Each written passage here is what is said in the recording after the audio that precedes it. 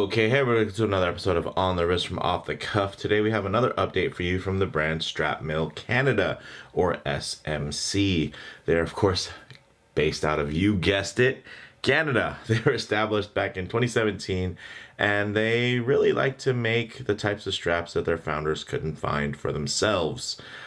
Pretty typical story. You can't find it, just go out there and make it yourself. And you know, it's still, and I like that it's an enthusiast run platform from that standpoint, and it's guys that make things for watches who enjoy wearing watches, and because of that you'll find a pretty decent assorted selection of their pretty wide range of offerings. Pretty much you'll find something that you like, and in this case Strap Mill Canada was kind enough to send over a couple of different straps here, and even a little spring bar tool for me to kind of check out and share with you guys. So big props to them for sending out, much appreciated. I did review a couple of their straps in the past. Definitely take a look out on the channel for that video.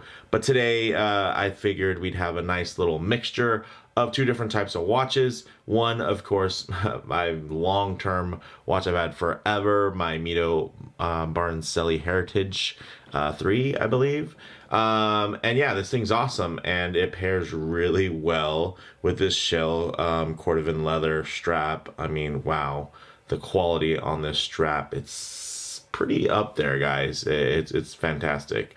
And then also I have my Hervé watch, which is a micro brand. So on the other side, right, we have something very mainstream from the Swatch Group, and then on the other side we have something from a micro brand, and in that case, yeah, this is a looker of a little watch here, and it was really cool to kind of pair this silver dial with this silver strap, because the watch itself doesn't come with a bracelet option, and I thought, wow, you know, putting something on a silver kind of Seatbelt herringbone strap would almost give you kind of a bracelet-like wear without actually having that option. So I thought that was cool. So I'm happy to kind of share that little quick combo with you guys as well. But with all that said, let's go ahead, zoom the camera out, get these pieces in hand, and take a closer look. All right, guys, so we'll go ahead and separate these out a bit. And let's just dive into this guy right here, the most premium strap of the bunch. Now, the prices on these guys are in Canadian, so I don't know what the direct translation would be for whenever you decide to buy one of these straps, if you do. But at 128.97 Canadian, which, you know, in US dollars would be a little bit less, but I gotta say, the quality on this shell Cordovan leather strap is insane. I mean, it really reminds me of those really clean, beautiful straps you would get from the factory from, like, let's say, like a Nomos. That's how nice the shell Cordovan is here. This is shell Cordovan from Japan, so a nice little touch from that standpoint. And then the lining inside is actually an Italian calf leather lining, which I thought was really interesting. It's kind of got this cool multinational build quality to it. This is technically considered their brown strap. They have a black version also, but you can see, depending on the lighting here, like if you get it in enough light saturation, this actually has some hints of almost like an ox blood brown, which is really, really handsome. And I gotta say, of course, keeping it on a two-piece strap means you get to, of course, enjoy the beautiful movement there. And you can also see just how thin this watch is to go along with this strap, which is great. So this strap in particular comes in a 20 or 22 millimeter width option. As seen here, it's a 20 millimeter width, and then it has a 75 millimeter short end with basically not counting the buckle there, and then on the long end here we get out to 275. So 125 and then 75 then 125. A little late. All right, so we also get 3 millimeters of thickness here which is quite thin, but it probably looks a little thick on this watch. That's about 7 millimeters thick. And yeah, this thing's sweet. I dig it. It has a little bit of a 2 millimeter taper, so it's going to go from 20 down to 18. And if you had it in the 22, it would go down to 20. It has this really nice, minimally signed buckle right there, the tang buckle, very nicely done, all polished, which ties in to the all polished look here. And I gotta say, it looks really good. And then next we have is, of course, this really cool kind of herringbone pattern seatbelt, NATO single pass seatbelt watch strap, very nice. And yeah, here we have it out of the bag here on this really great little micro brand Hervé watch that's using a, I believe it's the Seiko movement inside there. So you get the hacking and hand winding. You have this really nice, you know, really vintage looking. Ooh, look at that. Look at that distortion. Sapphire on there, which looks really great. And again, no bracelet option, but you can kind of get a bracelet-like experience here, which I thought was really cool. And because it passes underneath the watch, what ends up happening is you have no open space between the lugs, which is cool. Which even if you were, let's say, to put it on a mesh bracelet, you'd still have a little bit of gap there. So it's nice to really seal that up. And I don't know, I thought it was just kind of a cool combo. Of course, this sunray dial is going to have a lot of play in terms of the shades of gray. There's some high points looking more akin to the silver here, and then some darker points for contrast. So I like that it wasn't completely monotone, even though it was kind of silver on silver there. And then as you can see, quick idea of how this comes packed. Oh, also the pricing on these is $28.97 Canadian. So again, it would be cheaper US dollars, or if you're in Canada, then you know exactly how much that is worth. But they come packaged really well. I do like this deep red here. Very, very handsome. And it's not overly bright, which I dig. So you can really see that there's so much dimension. Look at that. To that herringbone pattern, which I really, really dig. And then last but not least, we also have this really nice, wow, look at that with the hardened tips and all. So they have their own kind of branded, and we'll go ahead and let the dogs out here. Ooh, yeah, check that out. Let's go over some of the facts on this. The sMc Knurled Spring Bar tool, $49.97 Canadian. It has basically the long handle layout there, so it's not a shorty by any means, but you do get something that's milled from a solid block of stainless steel, and then it has a 135 millimeter length, 8.3 millimeter thickness, weighs in at just about 37 grams, and the attachments are vacuum hardened and nickel plated for the small fork there, as well as the large.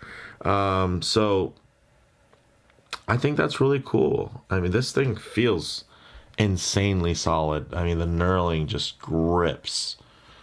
Sorry, it's camera wants to get back to the watches, but man, yeah, this thing feels, it feels very, very hefty and solid, and I like the thickness.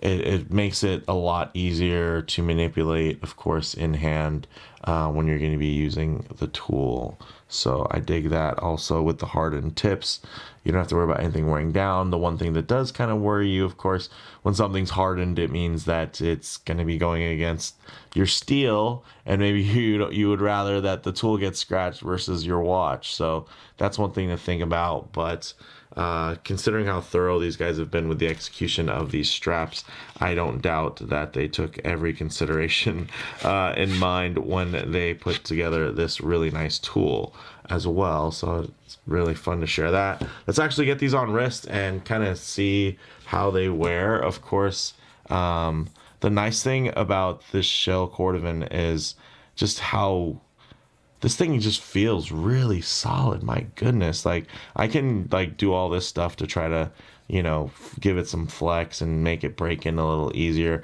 but you can see the color, the saturation in that finish is just, it's not going anywhere, which I think is great. Let me give it a quick little wipe because of course it's all polished. And I know, although you guys aren't looking at the watch, you might, some of you might, because it's a sweet watch. So in my 7¼ inch wrist, so I'd say this might be better. I have been wearing my watches a little bit higher on the wrist, meaning that it's a little bit thicker at that point. But as you can see, I'm down to kind of one more hole there. So if you have a really large wrist, maybe not for you, but for a smaller wrist, this thing, whew, man, this is great because it's not even going to give you that much tail hanging out the end of it if you decide to wear it. But I got to say, on this really super thin, I mean, this might be the thinnest watch that I own. Wow, the compliment of this, how finely done the finishing. Look at the beautiful sheen that has. That gloss is gorgeous. My goodness. With this great little Mido, super slim automatic timepiece, just absolutely classic. Go anywhere, do anything look. I really dig that. You know, maybe I think the black might have made it a little bit more. I don't know if the black would have made it seem more or less dressy. Let me know in the comments below what you guys think. But I think something about this brown kind of tint. It's a dark brown, don't get me wrong, but something about it.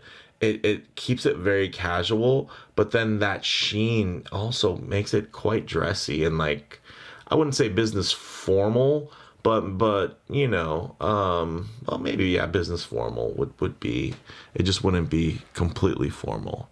So yeah, man, I dig this. I might even just leave this on this watch, and it's a great, I don't really wear too many earthy tones, but this thing's nice. And of course, against my skin, it gives a nice contrast as well. Sometimes those lighter taupes and whatnot kind of disappear on the wrist when you're a little bit tan like me. So it's nice to have some of these options that are darker but not quite black. I'd love to see them do something like this in like a navy blue. Oh, guys, send that. Make that and send it. Yeah, I'm digging this one, guys. Let me know what you think in the comments below. We'll go ahead and swap it out real quick. And again, even though I was down to those last 2 holes, everything still fit. There was plenty of tongue to get tucked there. So still very nice.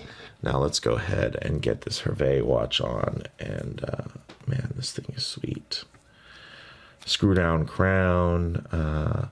Definitely check out my channel if you want more info on it, because I did a review of their whole lineup at one point. Oh yeah, digging that. I would probably end up having to cut this because it doesn't have, that's one drawback, they're fixed keepers, so they don't slide, so I can't really change where they go, and this is a pretty thick piece. I don't even think you'd want to tuck that back under.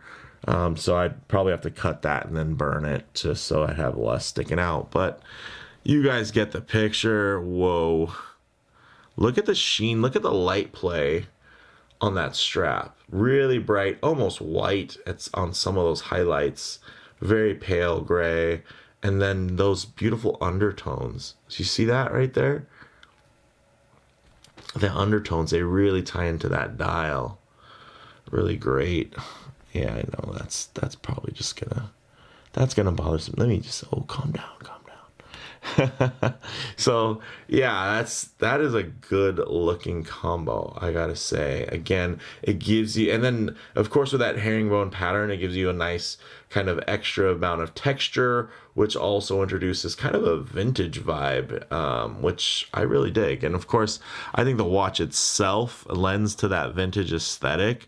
But something about this strap and that herringbone pattern definitely is a nice throwback there. And it's, although it's quite functional from, you know, in terms of the fact that it's a single pass underneath and, you know, spring bar failure, it doesn't break the loop. You got your, chances are you'll still save your watch and all that. Man, it looks good. I gotta say, it gives it just another layer of depth, which I can dig, especially with a minimal setup like this in terms of the dial and indice layout in the hands. It's all very clean and straightforward. And then you put it on a strap like this, and man, does it just give it a little bit of zhuzh. It just zhuzhes it up. Man, look at that.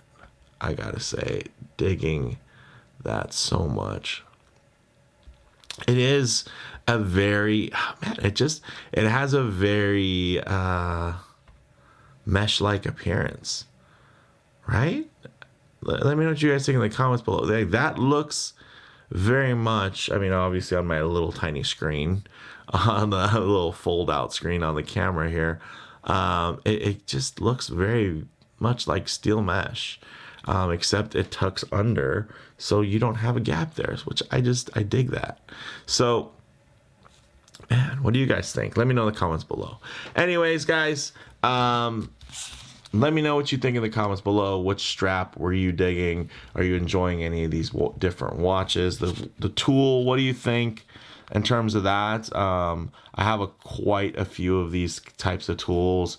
This is definitely a really nice one, but you know, a lot of times, you know, different watches will actually come with that spring bar tool, and I feel like I have a couple of cheap ones. This is probably the nicest one I've ever just had.